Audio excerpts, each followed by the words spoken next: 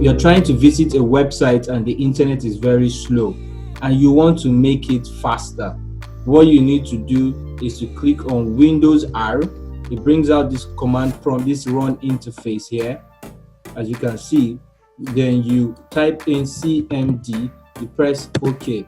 It brings out this command prompt shell. This command prompt shell. So what you need to do is to change the color to green so it looks cool. You type color A, you see it looks cool. You press CLS to clear the screen to give you a fresh start. Okay, so now we want to make Google faster, so we ping the network. That's how it works. So you do ping -T. -T means to continuously ping the network.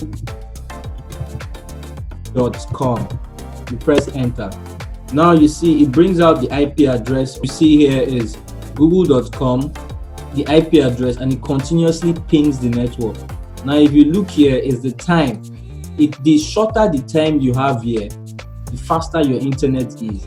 If you see something like 5,000 or 1,000 plus ms, means your internet is slow. So the lower the number, it means the faster your internet is. So this automatically will make that network faster. So we go to google.com.